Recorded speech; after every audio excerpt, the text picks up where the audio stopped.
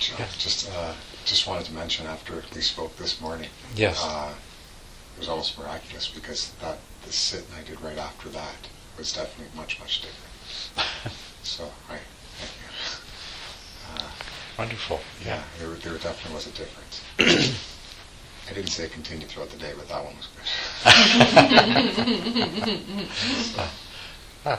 But the principle will work the rest of the time. Yeah, no, it was simple, but it definitely it carried a lot of truth, and I think it's something I'm going to work with. So, thank you. I'm very glad to hear that.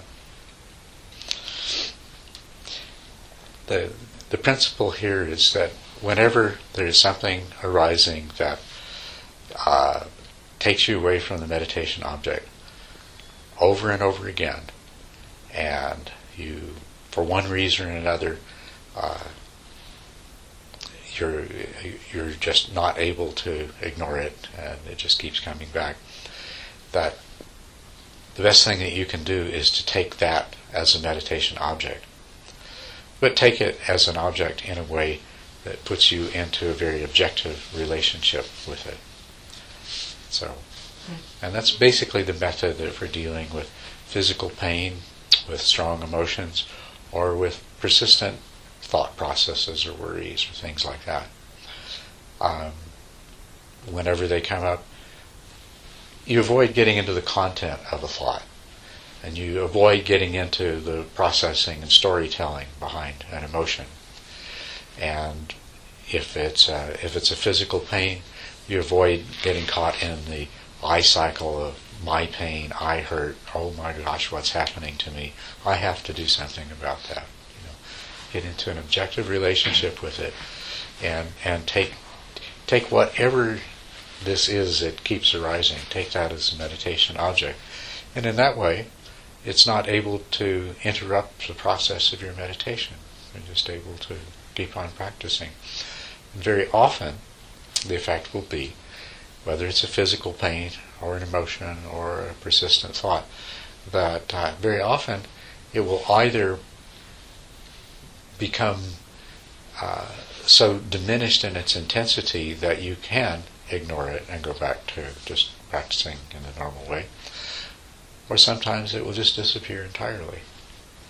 So, but even if even if that becomes your meditation object for the rest of the sit, you are succeeding in continuing with the training of the mind and the cultivation of concentration and mindful awareness. So it's a very useful thing to remember, because there's many types of things of that nature that they continue to be an obstacle to practicing in the usual way.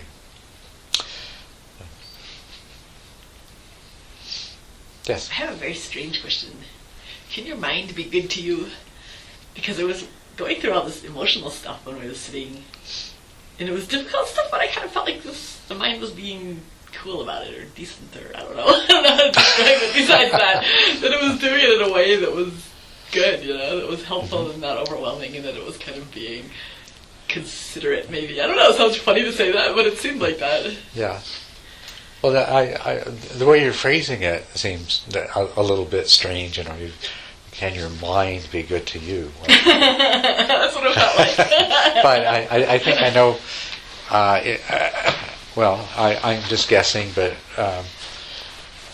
what you mean is that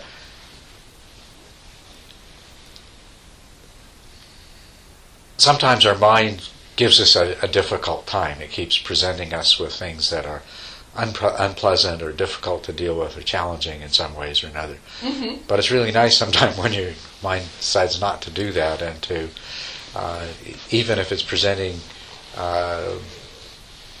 thoughts and images that are potentially difficult to deal with, presenting them in such a way that it's not disturbing. Yeah, that's kind of what was happening. It felt like it was very trustable. It felt like it was being very trustworthy. Mm-hmm. Yes, that's wonderful when that happens. Yeah. Yeah. You as I've said many times, your mind is this collection of different processes, and sometimes there's one part of your mind which holds a particular view or attitude or insists on a particular direction of thinking, and some other part of your mind is actually working in opposition to that, and it creates an inner tension and a lot of difficulty. But I think one of the benefits of meditation and mindfulness and observing those processes objectively is it allows, how can I put it, rather than having two mental processes duke it out while the rest of your mind just sort of sits back and feels unhappy about the situation. Instead, there's more of a cooperative process taking place in the mind. In general, it's interesting to the different aspects of your mind and the way that you can recognize things happening. It's as if there's a different part of your mind that's associated with each one of your senses, and you probably notice that when you're meditating. That there's a part of your mind that basically its job is to listen to things and decide what's important and bring that into your attention. And there's some other part of your mind that seems to be mostly processing the bodily information, tactile information, pain and temperature and things like that. And most of the information it's getting, it kind of keeps to itself, but there's certain aspects of it that it feels like are important to present to consciousness and also to act upon. It's like that itch on your nose, and that part of your mind thinks the appropriate response as soon as it detects it is to scratch. But if you're sitting and meditating and you've already formed the intention not to move, then you become really aware that there's this one part of your mind that wants to carry out this bodily action in response to this sensation. There's a part of your mind that does a lot of logical, rational thinking. And, there's also a part of your mind that's not necessarily all that rational, but it does a lot of yakety yak, and just sort of keeps a steady stream of commentary about, what it thinks might be currently relevant or of interest. And then there's a part of your mind that produces emotions. And sometimes the emotions come up and you're not even sure what that has to do with. It doesn't seem to have anything to do with the part of your mind that was processing some discursive thought. It just seems to come up from there. So this experience of your mind as being a multitude of processes is an important understanding. It's an important way of recognizing how things happen within you, and it helps you to avoid that really uncomfortable kind of situation that we end up putting ourselves in when we hold to the idea of I as being the feeler and the doer and responsible for all of this, and it's my mind, and I should be in control of it, and direction and everything like that. It's more of a society, a collective.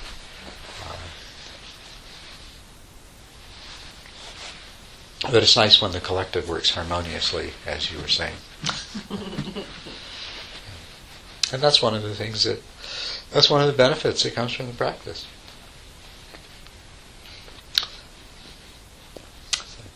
Anyone else have anything to mention of their experience of the day?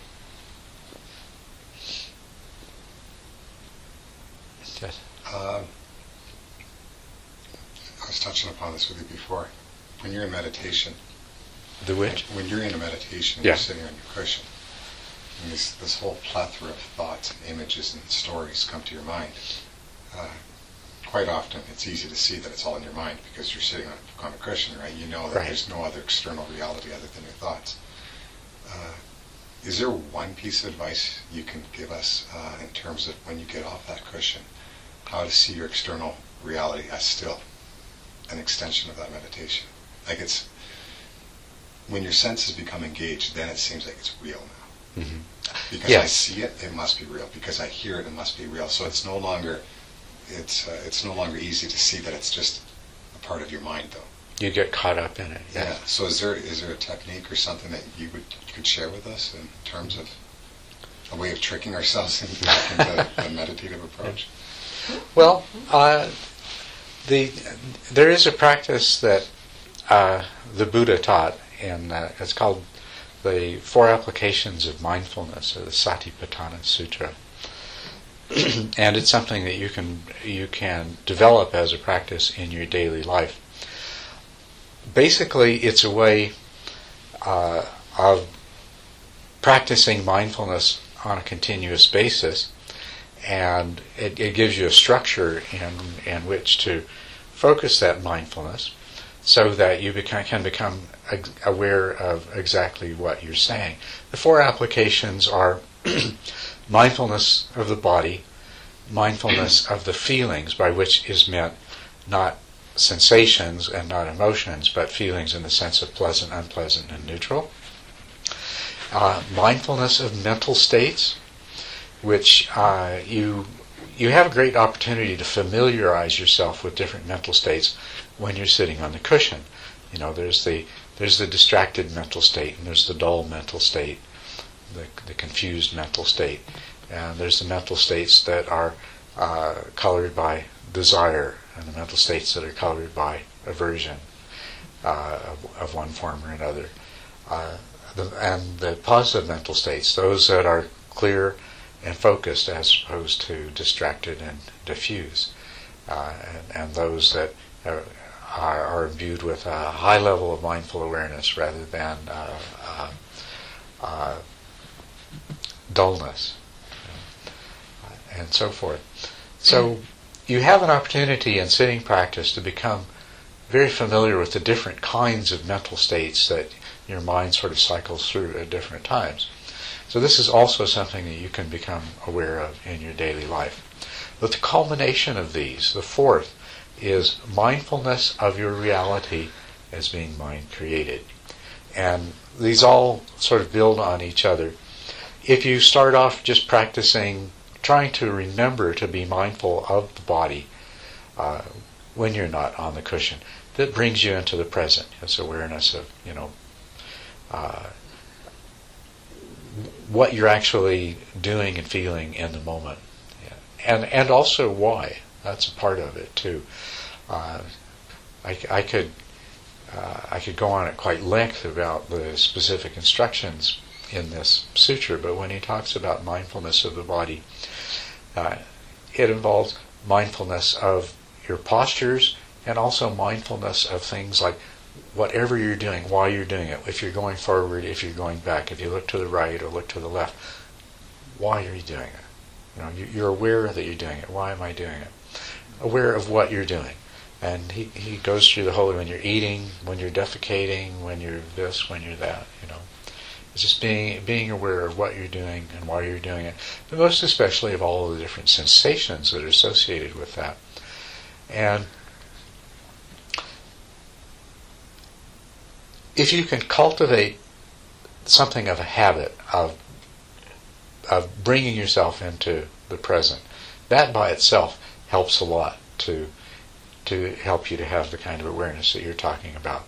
But then if you add to that, and you get a little skill with that, and you start noticing, well, what are the feelings? What's pleasant, what's unpleasant? And the thing about practicing mindfulness of the feelings is there's actually not 3, there's 5. There's unpleasant sensations that are physical in origin, and there's unpleasant sensations that are mental in origin, and then likewise there's pleasant sensations that are physical and those that are mental. So this helps to bring you into an awareness of your mind's reaction to whatever is happening in the present at 2 different levels. You can see that the specific bodily sensations that you experience, or the sounds or the sights and so forth, can be pleasant or unpleasant. And the mind reacts to them, and that generates its own quality of pleasantness and unpleasantness, which are sometimes not the same. Sometimes that which sounds pleasant has an association with it that the mental reaction to is unpleasant. You know what I mean? Mm. And vice versa. And of course we add neutral into the mix, but you get the idea. And then when you look at mental states, you start to notice how your mental state is conditioned by these feelings. You have a few pleasant experiences, physically and mentally, or a preponderance of pleasant physical and mental experiences in a given period of time, and the mental state you enter into reflects that. It can be more of a joyful, happy, pleasant mental state, or probably what we tend to be more aware of is when one unpleasant thing after another happens, or one unpleasant thought or image or association arises after another, and we end up being in a negative mood, in a negative mental state. But if you then are mindful of mental states, you can see how the one mental state will cause you to notice those things which are more beautiful, pleasant, that are those. Just to point out that of all of the different things that you're experiencing sensations of in the body at a given moment, it's a tiny fraction of that you're actually aware of. So there's a tremendous amount of selectivity. When you're in a good mood, you notice the good things. When you're in a bad mood, you notice everything that's wrong. And you can see that happen. You can see that, and you can also see, as your mood shifts, you can see how you go from noticing one kind of thing to noticing another kind of thing. The other thing is you'll notice how your mental state actually influences your reaction to something. That if you're in a positive mental state, something that might actually be somewhat unpleasant in nature, it feels neutral to you. And something that might have been a little bit pleasant is very pleasant, and vice versa. Something that might have been pleasant is neutral, and anything, of course, that's unpleasant is very unpleasant. So your mental state very much conditions, and this feeds back to the body. This bodily sensations that come into conscious awareness are the result partly of these mental states, and then so these mental states reinforce themselves. And then, of course, at the level of the way the mind interprets this, the perception that we have, are the reality that you're personally experiencing in any given moment is determined, of course, partly by the mental state in which you're experiencing it, but also all of the accumulated content of your mind, which is determining how you perceive things and what judgments you associate with them and everything else. Now, you can penetrate into this more and more deeply and become aware that really you are living in a mind-created reality continuously. So you can arrive at that awareness through these applications of mindfulness in your daily life. They're a way of getting at that same awareness that you have in sitting meditation and allowing it to become very clear in very concrete situations, the sort of real life situations that normally blind us to this awareness are interpersonal interactions, which have a lot of emotional content. And, they also have a lot of ego involvement, and they have a lot of attachment to everything being real. I really am this kind of person, and he really is that kind of person. And the significance of what he says and does, and the judgments that arise out of that and everything, this is your reality. That's the reality that you live in. And you can start to see, even as it's unfolding, even as you find the words coming out of your mouth, you're seeing that this is coming out of aversion. This is coming out of defensiveness of my sense of self. That I'm not even seeing this person the way they really are. I'm seeing a projection of my mind that I'm reacting to. So you can come into that awareness in that way. That's what I would suggest. That's a lot, right? I'll apply right now. What's that? I'll apply it right now. That was good, thank you. But actually, that's as a formal practice. But more than anything else, it's simply the mindfulness, the mindful awareness that you're able to practice in the specialized circumstance of sitting meditation. You can arouse it and you can practice it all of the time. It's just a question of doing it. It's just a question of doing it. That's all. And the more you do it, the easier it is to do, and also the more you're naturally drawn to do it. It's you come to really not like those times where you're not mindful, and you recognize your non-mindfulness, and it's distasteful, and you actually prefer to be in a state of as much mindful awareness as you can. It's much more satisfying and gratifying, and allows you to see things the way they really are.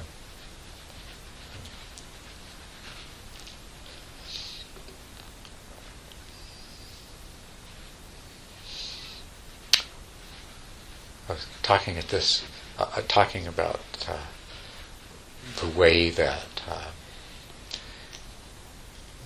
the way that our minds determine our experience of reality quite a bit on Thursday night. So both Peggy and Terry and Adam have all had a big dose of this very recently. Just a little refresher for you.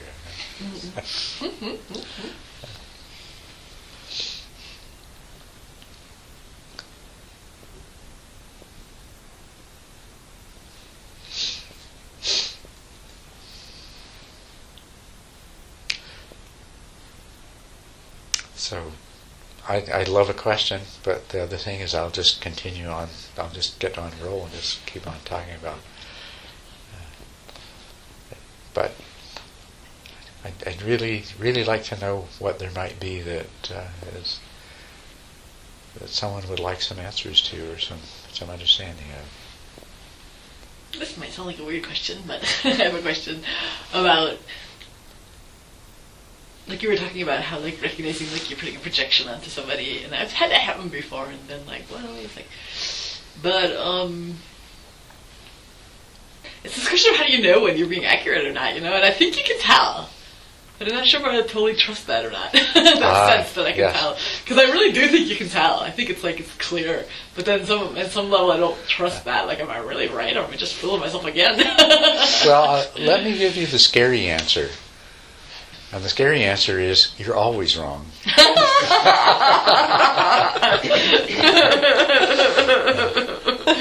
Okay, so what's the point of all this then?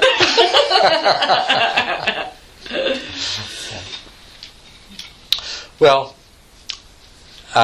you're always wrong, but then you're always right. How you see another person, that is your reality. And what you were suggesting in your question is that there is some external reality that is universally true, and that your personal reality is some approximation of that, and so theoretically, then you could eventually come to having your perception correspond to this ultimate reality of the way things are. And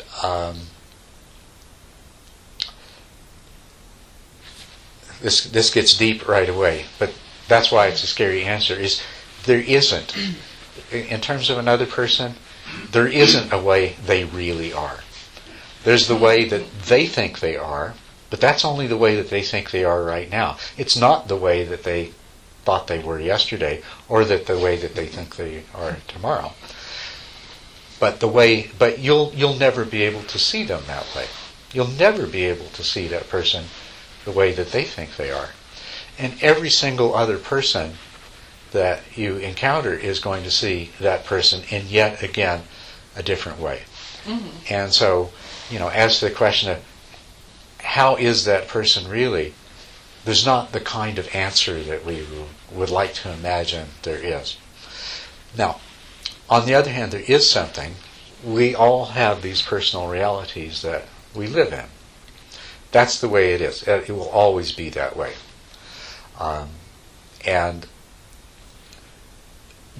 things never will really be the way that we project them in our mind, because that's the limitation of the mental projections which make up our reality. So we all live in our own personal reality.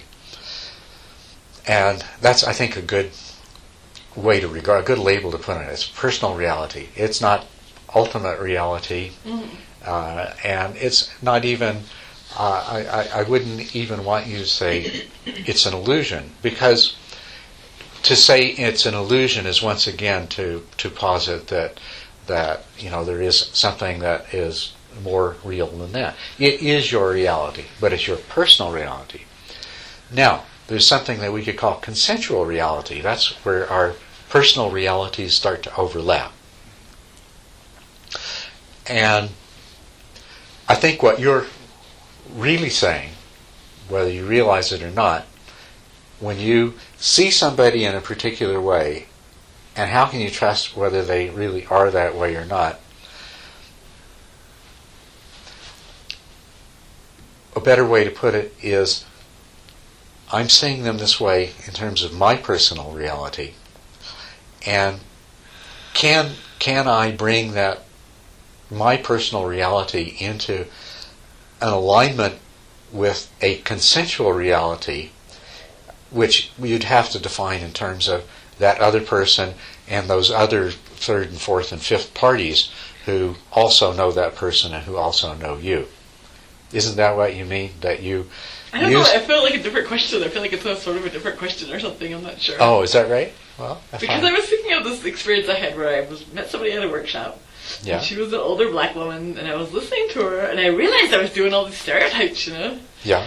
And then I suddenly it just changed, and then I felt like I was just listening to her, and it felt really different. Yeah, right. But it was like, I think it's possible to know that, you know what I mean? It's like I noticed the difference. It was clear, like, when that happened, it was really clear that it was different, Right. So I don't know. I think that's the same thing that I'm talking about. You saw her in terms of stereotypes. Mm-hmm. So that was your personal reality of her, right? But then... And then I realized it was happening. You realized, well, she's not like that. Mm-hmm. Okay, and now what that means is that, yeah, you had seen her in a particular way. You had projected an image on her, which was certainly not an image that she was living up to, right? So it didn't correspond to her reality of herself. But also, what you're also saying is you were perhaps jumping to conclusion that she was this way, and that was a flawed perception. And in terms of consensual reality, that if you could have tapped into 3 or 4 other people's perception of her, then you would have realized that it was a flawed perception. So there's also, when we talk about consensual reality, okay, just to explain what I mean here, and so you can understand the ramifications of this. There's that old story of the rope that's mistaken as a snake, right? Mm-hmm. Okay. In the moment that you see the rope as a snake, your personal reality is that that's a snake. You'll feel fear. You may pick up a club and start beating on the rope and everything else like that. But then what happens is you look again and it doesn't move. Maybe it doesn't bleed where you hit it with the club. Whatever. What you find is that there's a lack of consistency. Okay, so your perception in one moment doesn't correspond to your future and subsequent perceptions. Right? So that's just within your own mind. And so you could say your initial perception was flawed, but your subsequent perception of it as a rope was more accurate. At least it was more consistent with your own previous and future ways of perceiving. But the fact is that what you saw was no more a rope than it was a snake. rope is only a particular label and idea, but it has associated with it a lot of concepts that give it a certain consistency. And this is what's important about consensual reality. To live in the world with other people, we've got to achieve the same kind of consistency between our perceptions and theirs. If we don't have the same kind of consistency, then we have a flawed perception, and it sets us outside of that. And that's when we would say, or they would say about us, that we were wrong, we didn't understand. But why would you assume your perception was flawed? Because most people most people start aren't off mindful. So if you're mindful, is your perception flawed because it doesn't match everybody else's? Then quite, kind of a... Well, and it might, sometimes you'll be outside of consensual reality, and yeah, you're right. You might be the only one that sees things in a way that, remember, there's not an ultimate reality, but there's a way that corresponds to perhaps a larger consensual reality. I mean, what would be your standard if you see something one way and everybody else sees it differently? How would I decide whether it was right or wrong, you mean? Yeah. How would I be like, wait a minute, that's wrong? I mean, say, for example, you're convinced that this billboard downtown is not just carrying an advertisement for whatever, cars, but it carries a divine message, and everybody else thinks you're crazy. How would you decide? How would you decide? I mean, you might be right. I guess I would ask why did it matter and what did it mean, and I guess I would just look at it that way rather than saying, is it really a divine message? I would kind of be like, what's this all about? Well, that's avoiding the answer, though. But yeah. You could say... I don't know, because I felt like sometimes I had to stand by things that other people didn't agree with, and I felt I didn't feel like... I felt like it was better to stand by them. I mean, I didn't feel like I was being crazy. I felt like they weren't understanding, Right. So, but I'm not totally sure what it is that made me say that, because there's been other times I've like sworn I didn't do something, and then I remember it's like, oh my god, yes I did. I've had that experience too of being totally wrong and being sure that I was right, and then realizing like, oops. Well, it's always possible that you're the only one that's right. But I think what you're going to find most of the time is that you're going to take reference to consensual reality interacting with other people and at some level. And you may find that the group of people that you're in, you disagree with everybody there. But if it's an important issue, you'll probably ultimately decide that you're correct or mistaken based on the larger consensual reality.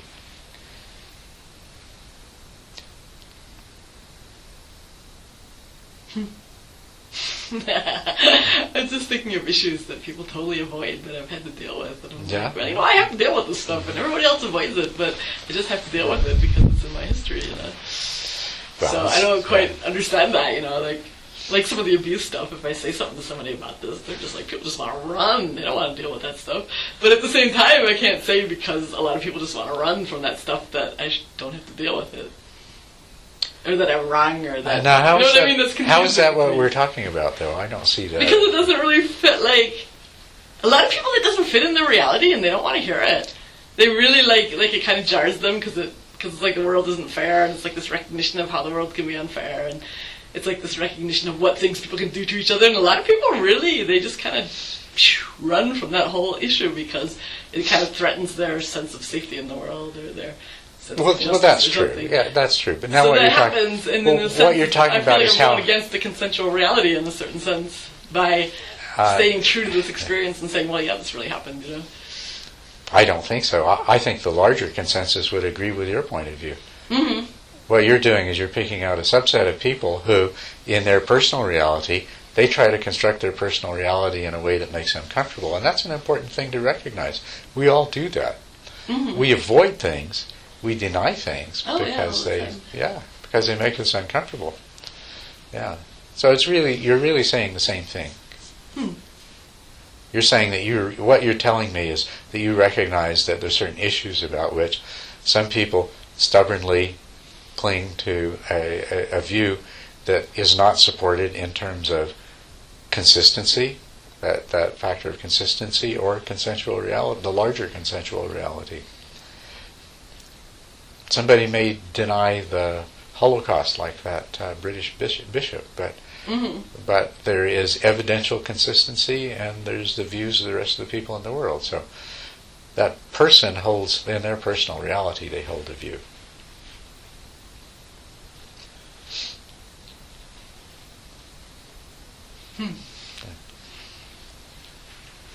Anyway, that's a digression. Yeah, it's a confusing question. It's kind of like, wow, how do you decide? Yes? John, can you comment on, you stated that there's no ultimate reality. Yeah. There's no ultimate reality in terms of, well, let's put it this way.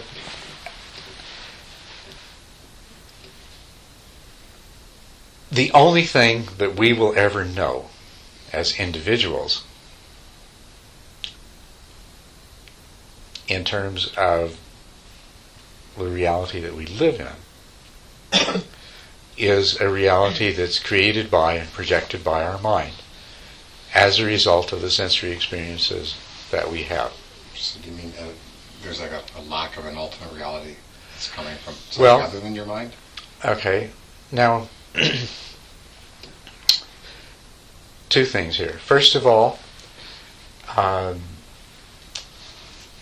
in terms of what we can and cannot know, we cannot know anything beyond what our mind generates on the basis of the sensory information that comes to us.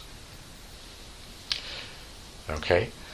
Now, just to illustrate the degree that is true, look at how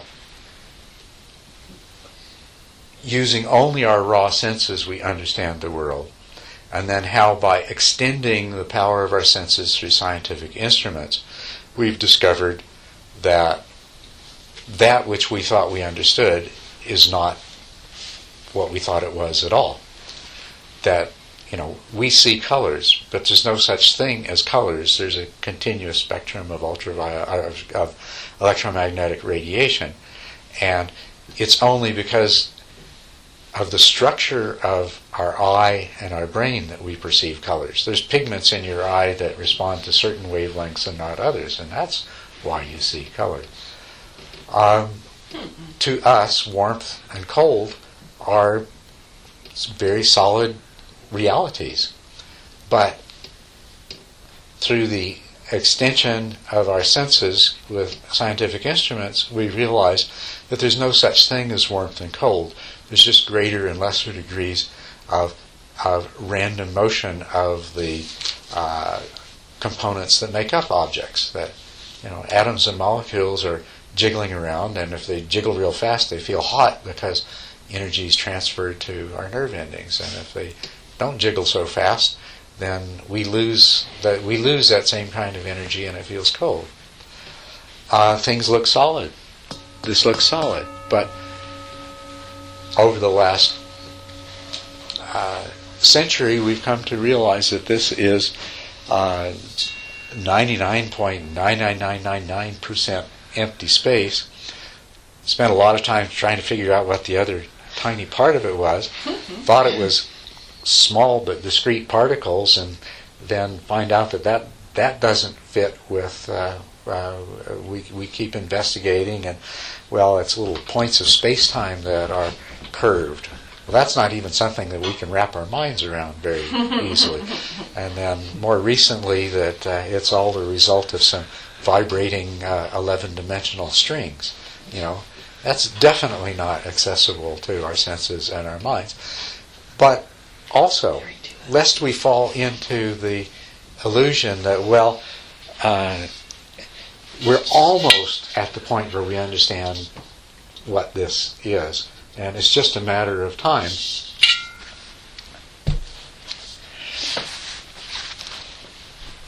The deeper that we go into these things, the greater the mystery of what it is. Quantum physics tells us that actually there's nothing there at all except a collection of possibilities and probabilities, and it only takes on the appearance of actually existing in a particular way when there's a conscious observer of it. Now that's a pretty outrageous idea right there. Take away the conscious observer and it never becomes one thing as opposed to another. It continues to be an infinite number of possibilities. So we can't really epistemologically, in terms of our knowledge, we can't expect to have a knowledge of whatever it is outside of our mind that produces the sensations out of which our mind creates all this illusion, right? Illusion. It creates our mental reality. It's dependent upon the kind of mind we have too. Imagine a frog with a frog's brain and the kind of reality that a frog mind generates. And then, if you can, just project yourself into maybe 10 million years in the future and suppose that it's possible that the evolutionary process that's resulted in the human brain continues as it is. What kind of reality are those beings going to perceive? So that's... Can you agree that there is this problem of knowledge of an ultimate reality? Mm-hmm. We really... That's what I was getting at. It was just obviously the fact that there is a lack of anything solid. Would that not be, from your perspective, ultimate reality? The lack of it? Isn't that a theory, though? It's like a scientific theory. Experience?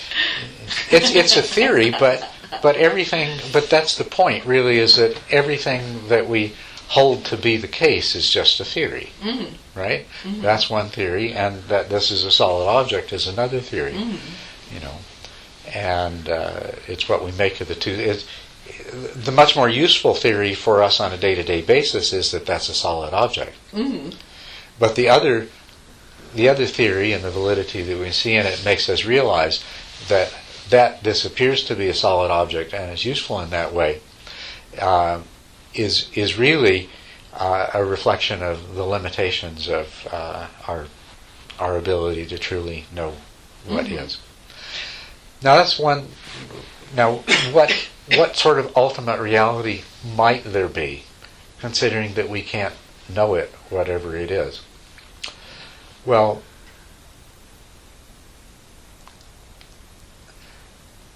you see what we do, and this starts to get to the kind of things that we're trying to have to obtain insight into, so that we can awaken and overcome all of the suffering that is the result of the illusions that we're trapped within.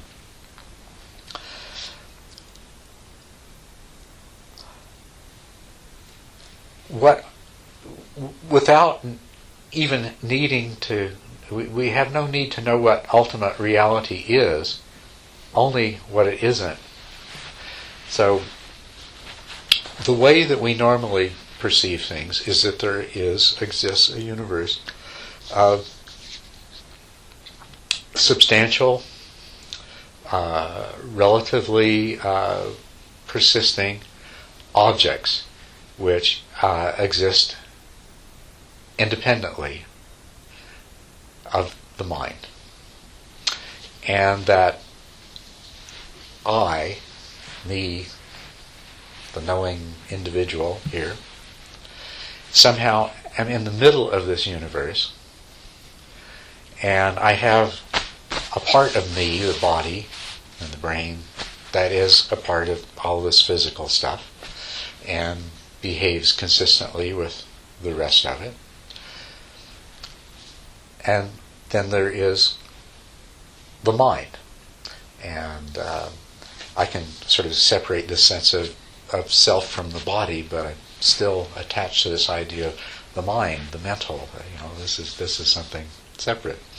So our normal perception is a world made up of things out there, and then there is a me in here on the mental plane. And that the two are independently existent of each other. External reality is independently existent, and I am this independently existent self. Is this not the way everybody perceives everything? I've never met anybody that doesn't think of it that way, ultimately.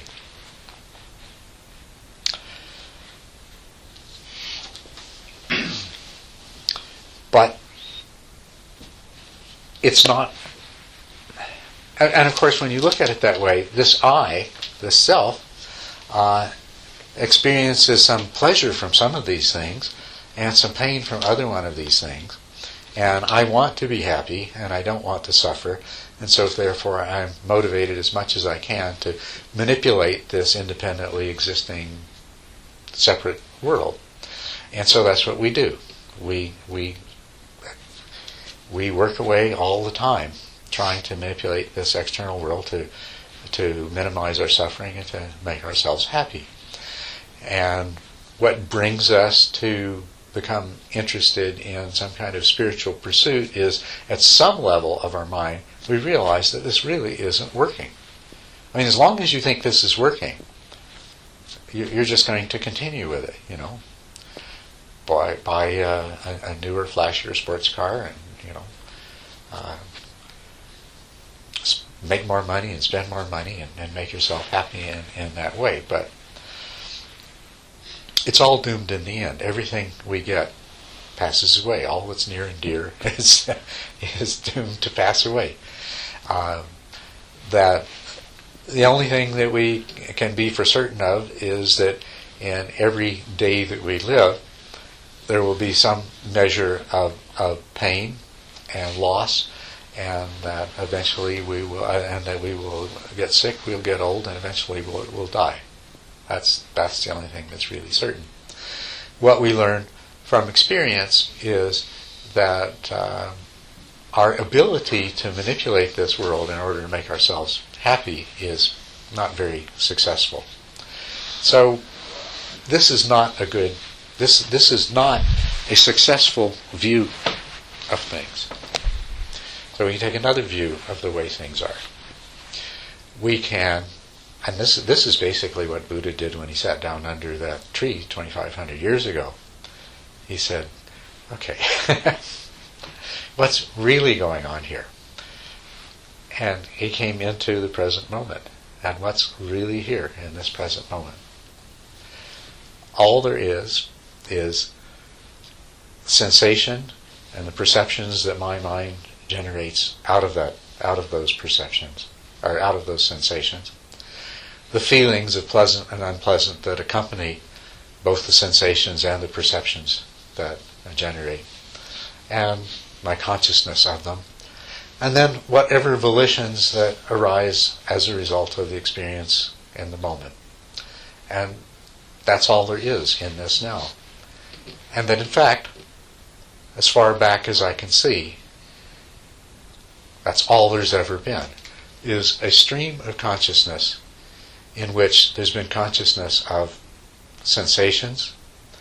There has been based on accumulated past experience, projections of what the significance of those sensations are, and experiences of pleasantness and unpleasantness, or neither, in some cases, associated with that.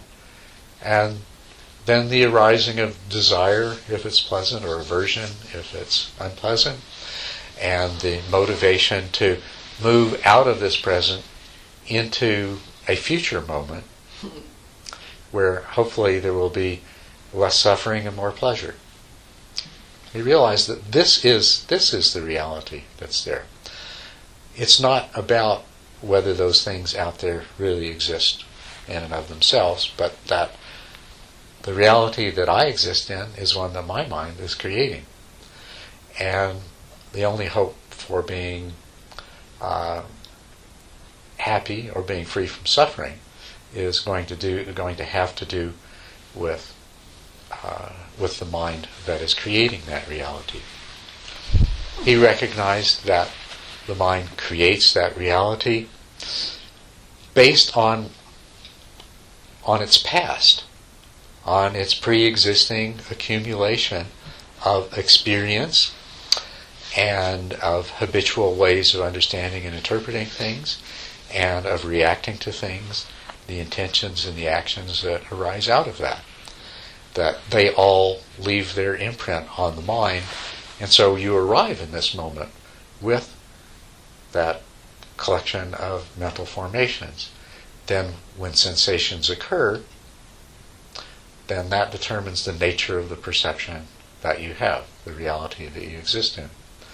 But then your experience in this moment and how you respond to it, that is altering that whole collection of mental formations.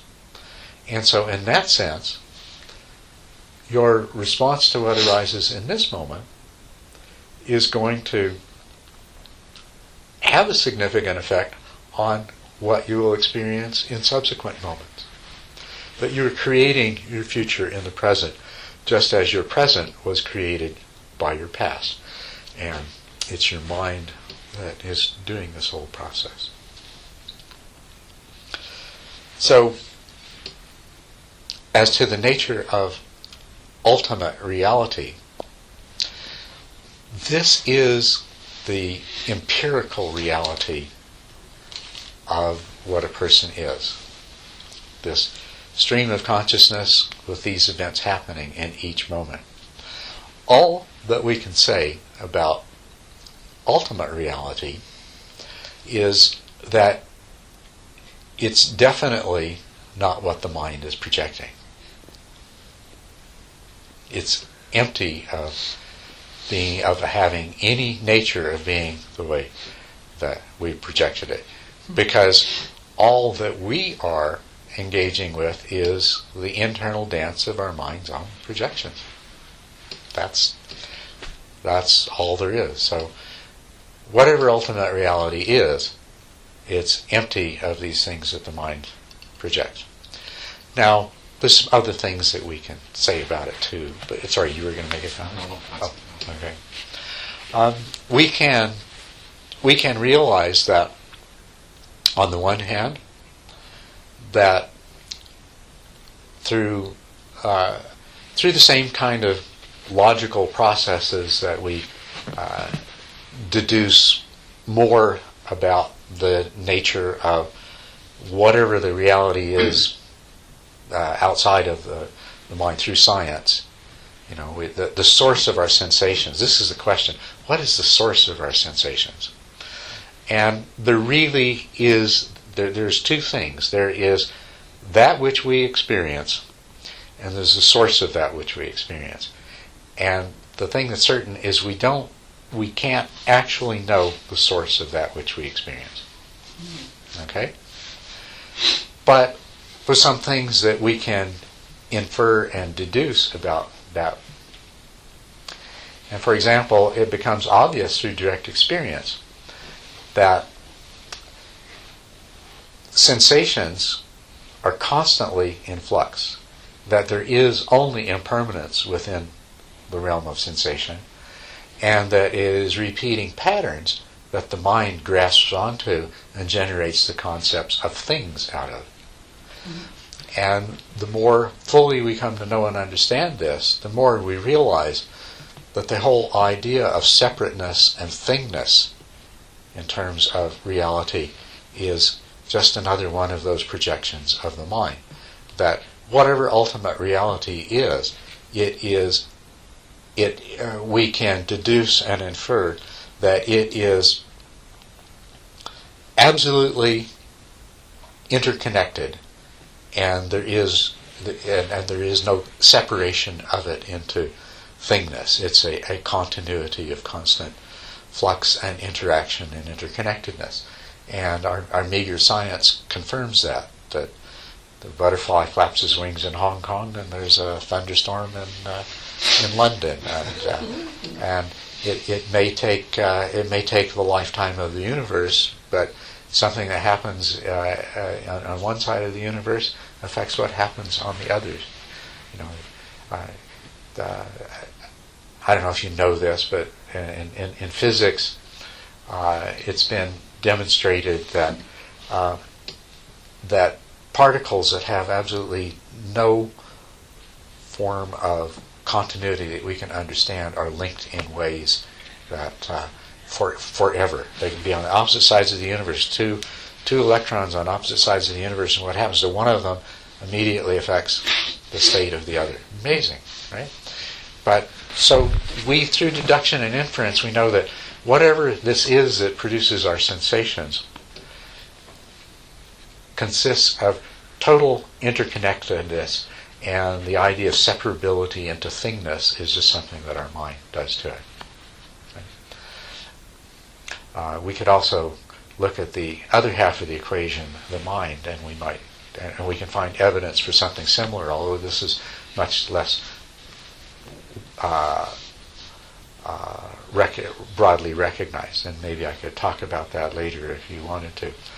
But the other thing I just want to point out to you, when we say that whatever it is that's the cause of our sensations is unknowable, that's even true. Some people adopt the view, and it's just a view. They say that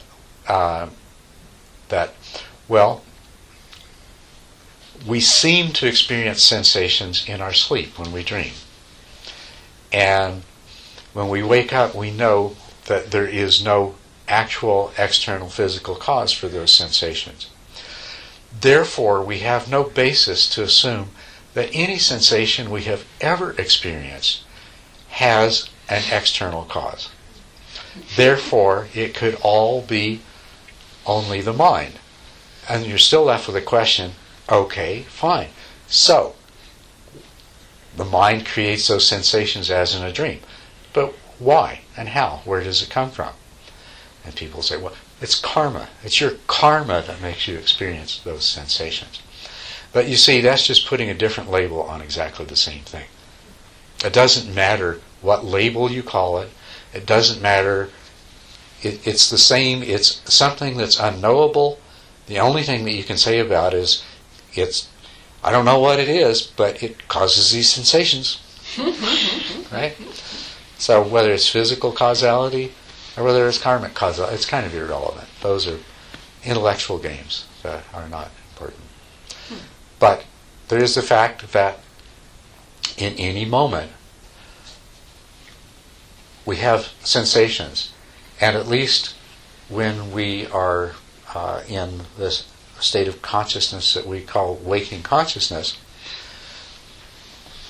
those sensations occur according to a causality of their own that we are not capable of altering. In a dream, you can jump out of the window and you won't break your legs. But when you're awake, if you jump out of the window, you're going to suffer the consequences. The sensations in that continuous series of sensations, the sensations that arise are going to follow a chain of causality that is independent of your intention and your ability to control. So there is something that is definitely outside of mind and intentionality that is the source of sensation. So call it whatever you want and think of it however you want. The fact is, all that you can say with certainty about it is that it's empty of the nature of having the nature of what the mind projects on it, and that's the emptiness of it. Yeah. Isn't like another way to look at this, and I'm not sure if it's as complete as the way you were looking at it, but it seems like another way to look at it is to think about like it seems like one of the central things that causes people problems is mistaking ideas, thinking that their ideas are quote unquote real, and confusing, just having this wrong idea about thoughts and ideas. Yes.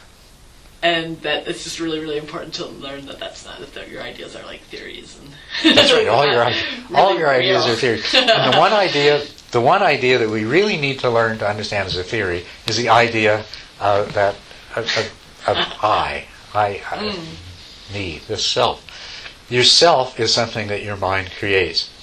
And there's actually a much greater degree of legitimacy to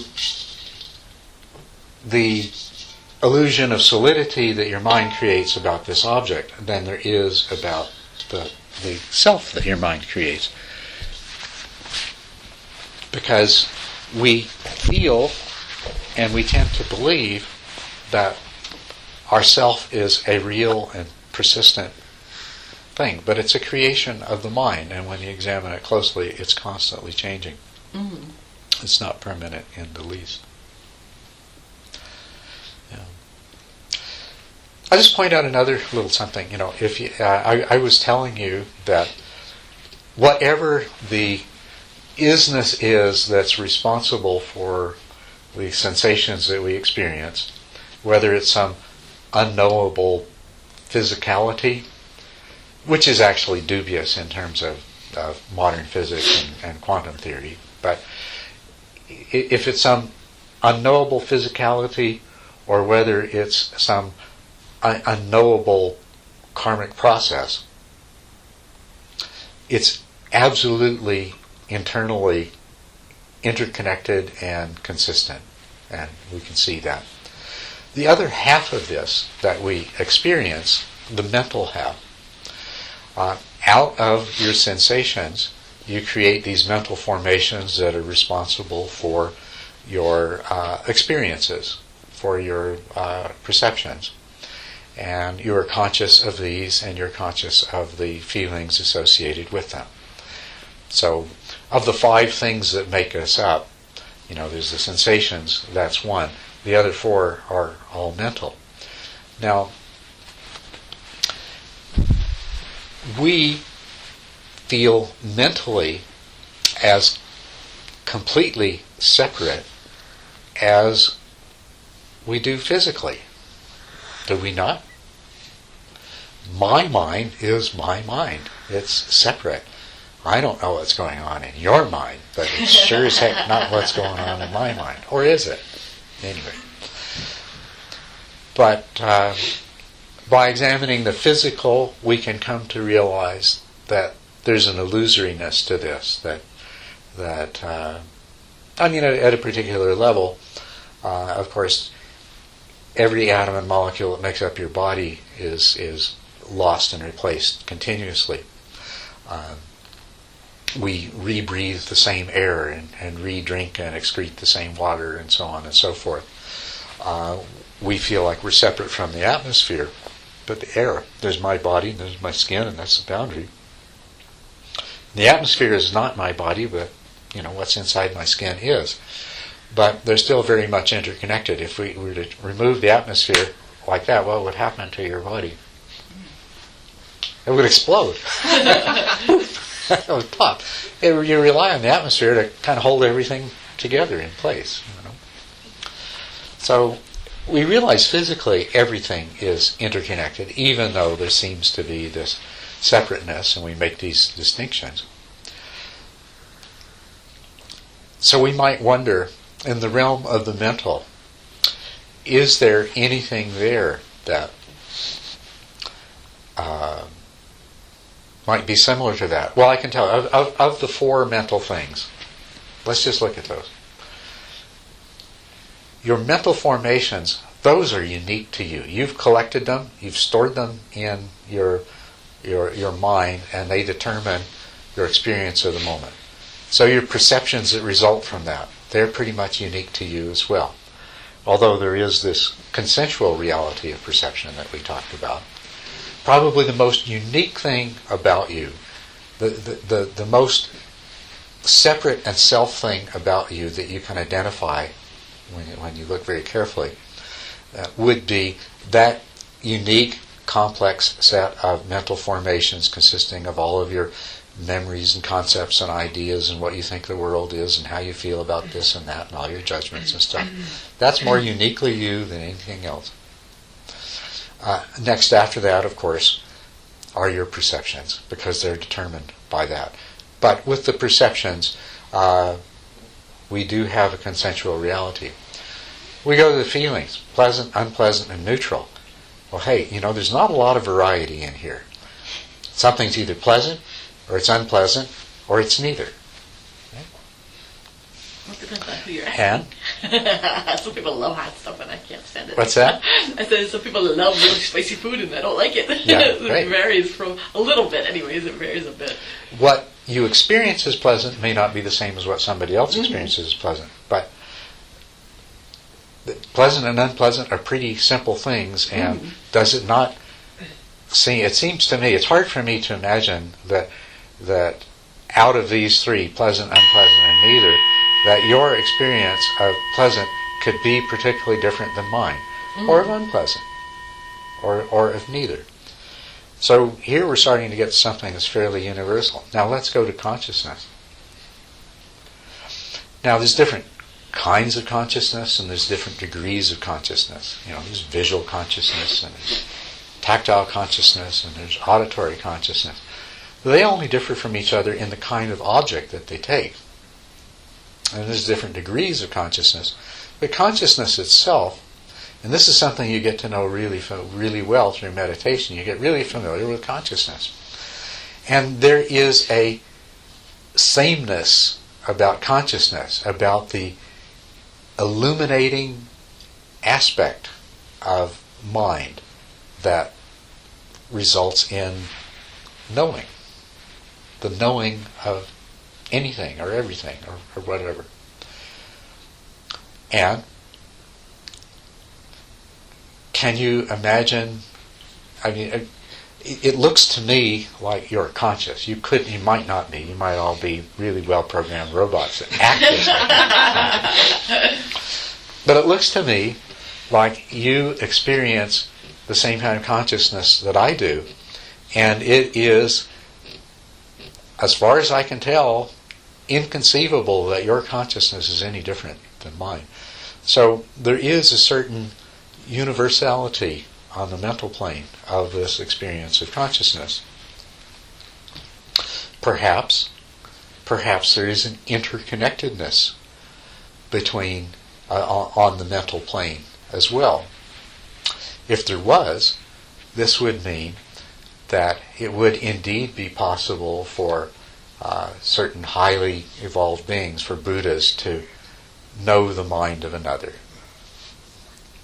Would it not? I've got my massive mental formations and you've got your massive mental formations.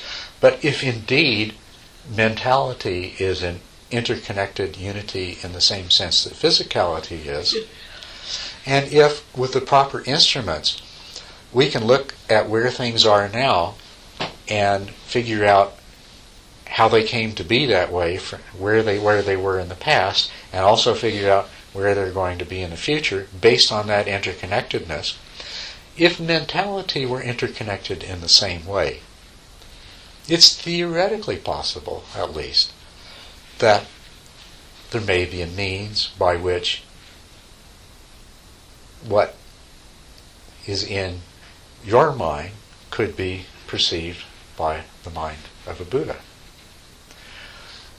It could be that the contents of every mind that has ever existed somehow still have left an imprint on mentality that could be accessible in some way. And as a matter of fact, the Buddha said, when he became enlightened, that he sat there and he reviewed past lives for eons, and that he reviewed the lives of all different kinds of beings, and that this helped him to understand the nature of the way that things really were. So that might seem absolutely fantastical, but if you accept the possibility of the same sort of ultimate interconnectedness and continuity on the mental plane as seems fairly evident to exist on the physical, and why not, then in theory at least it does become possible. Right? It becomes possible even that something of that mass of mental formations that you have built up and collected that determines your reality moment by moment might even in some form or another be accessible to another consciousness in the future, even after your body has passed away, or even while your body still exists. So, interesting idea, don't you think? And if you've ever pondered the problem, well, the Buddha said there is no such thing as a self, and the Buddha said people said that there's such a thing as rebirth. How on earth could that be? Doesn't that seem like a contradiction? Many people have thought so and puzzled over that and tried to figure out how that could be the case. But it becomes much less puzzling if you see the interconnectedness on a level of mentality, that the self that you are only has a transient existence. As a matter of fact, it's constantly changing. Every experience you have changes this unique mass of mental formations that makes you up. That mass of mental formations, at least to some degree, is dependent upon your physical brain. And when your body dies and your brain breaks up, some of that internal structure of it is going to have to go with it. But that doesn't mean that it can't continue to carry on in some form or another, in the form of predispositions. Even if the detail is lost, the predispositions might continue on. It might be accessible in some way or another.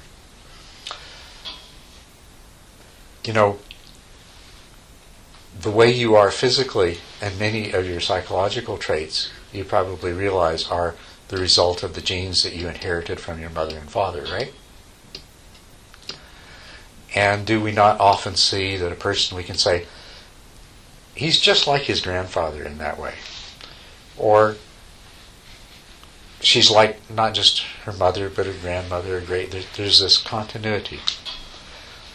And we're very comfortable with recognizing that, yeah, we inherited genes from these people, this mother and father and these grandfathers and grandmothers and all these great-fathers, grandfathers and great-grandmothers, and that accounts for these characteristics that we see now in our bodies and in our behaviors, because behavioral characteristics are also genetically determined. Yet we don't run around trying to figure out, well, does that mean that how could my mother be reborn as me, because she's still alive?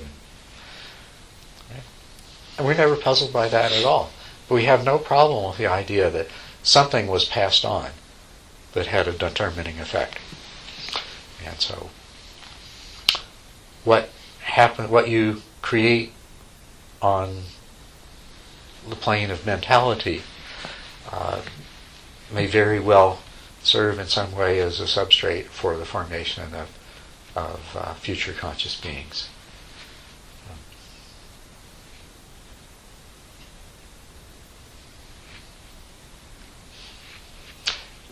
And if it doesn't matter. The important thing is to overcome suffering in this life, to awaken in this life, And whoever comes next, it would be really great if you could leave them a legacy of an awakened mind.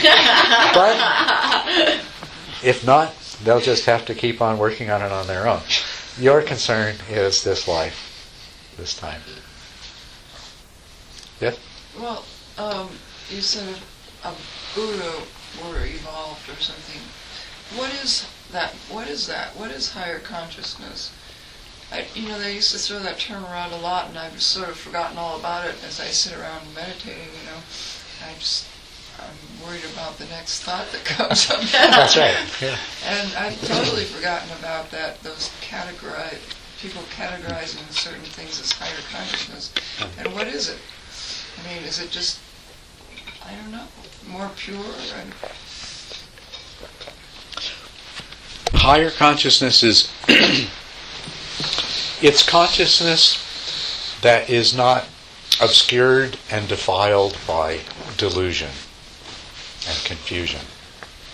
The degree to which we overcome ignorance, replace ignorance with understanding, and gain wisdom, we are in that way we are purifying our consciousness, and it becomes a higher consciousness, just as, if you clean the lens of a flashlight, and so the light shines more strongly, or you remove obscuring obstacles in between, then the illumination from that light becomes stronger and purer. And that is that is the meaning of higher consciousness. We all have the Buddha nature. Well, what is the Buddha nature? The Buddha nature is nothing but a consciousness that that the obscurations of ignorance and delusion have been removed from. That's it. That's what awakening means. That's one of the ways of understanding awakening, is that we eliminated the confusion and delusion from that consciousness.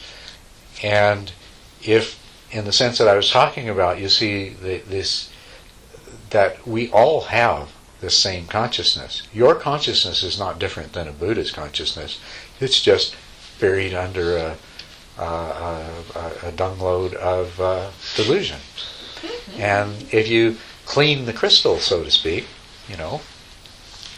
if you overcome the ignorance in which you're trapped, you are conscious when you are overwhelmed by greed and lust, and when you commit harmful and unwholesome actions out of greed and lust. You're conscious, the consciousness is there, but that consciousness is so defiled.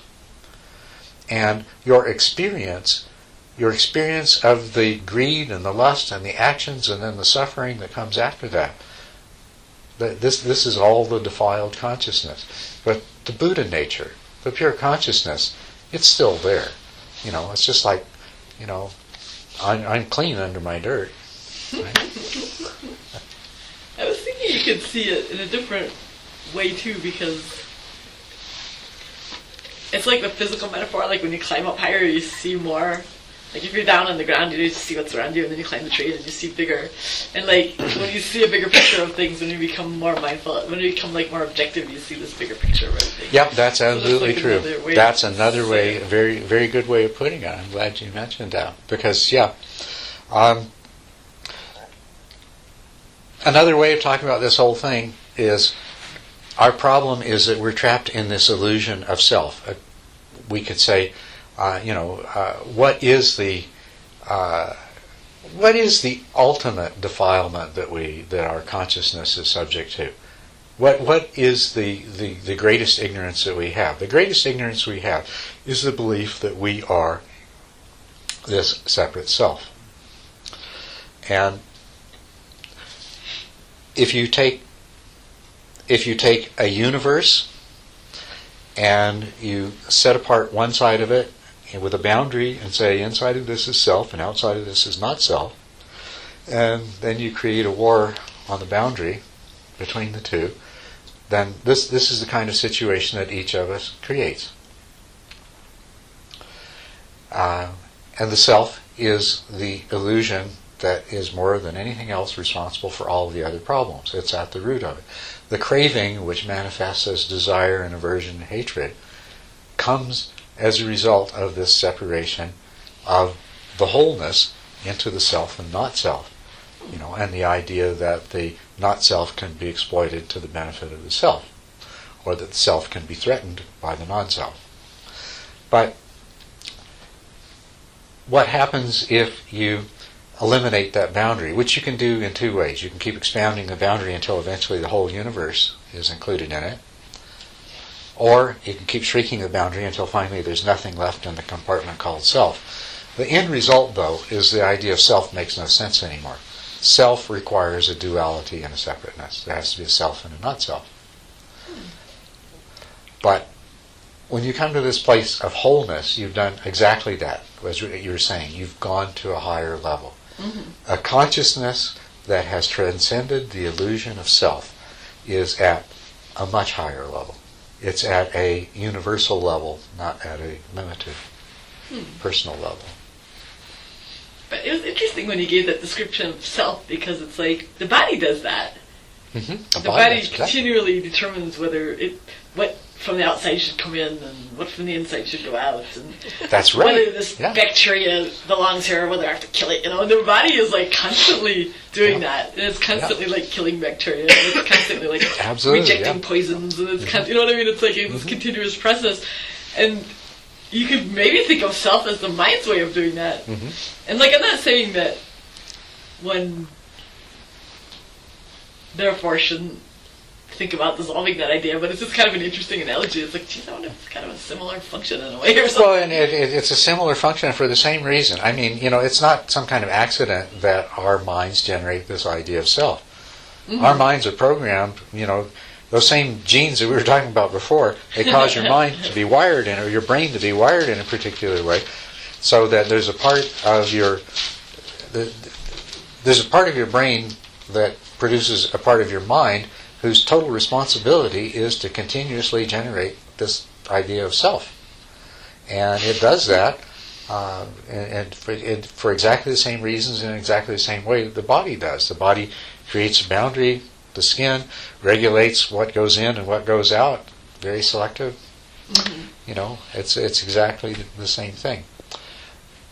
And so this is how life works. This is Mother Nature's great plan. And it's just that, some of us decided that we'd like to opt out. But at a physical level, it wouldn't make any sense to do that, even if it does make sense on the mental level. On which level? At a physical level, it wouldn't make sense for the body to stop rejecting. The body wouldn't survive. That's right. The body would not survive. If it didn't pick and choose, the body wouldn't survive. And not only that, it's a question of no longer a person whose mind ceased to generate the idea of self would not be able to survive. A Buddha is not somebody who can't tell himself from anybody else. But he doesn't believe in the illusion of it. He knows this is just a mental formation. But it's just the idea of self. It's a mental formation. It's a useful one. And sometimes people think that the object is to overcome the ego. But without an ego, you'd be in miserable shape. You'd be a disaster.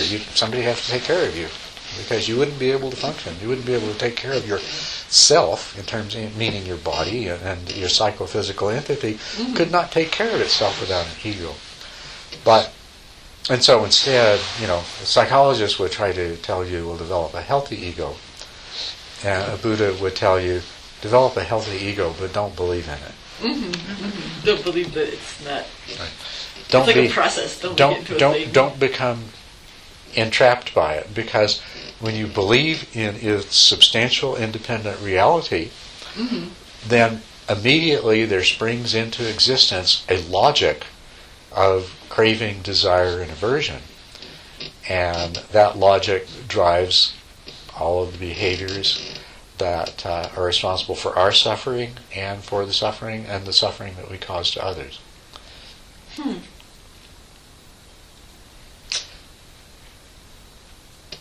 don't know whether ultimately it's kind of about holding both those things in mind at the same time somehow or something. Or maybe that is what you mean by recognizing that it's a fiction. Maybe that's it's more like a different way of saying the same premise. It's more like allowing the mind to function in a wholesome way. It's just like conditioning your body to work to function in a wholesome way. Feeding it, caring for it, physical training, adequate rest, everything else, and then it will function in a proper and appropriate way. And at the same time, it doesn't need to go around hitting over the other people over the head with rocks. But that's interesting, because you train your taste buds and stuff by what you eat. If you eat good food, you essentially train yourself to like good food. Because I've found that to be true. I don't know. I find a whole lot of people, even myself to agree. I've trained myself to like a lot of things that aren't very good for me. Right, but it does change. And I'm just curious. It's like, wow, maybe the mind's like that too. It's an analogy that you can use. Well, and that's the thing. You can train the mind to want the wonderful things thing that are about good the for mind is that it's entirely trainable, or at least the human mind. The human mind is trainable. We don't have to, just because this is what's been happening up to now, it doesn't have to continue that way. That's exactly the whole wonderful thing about it.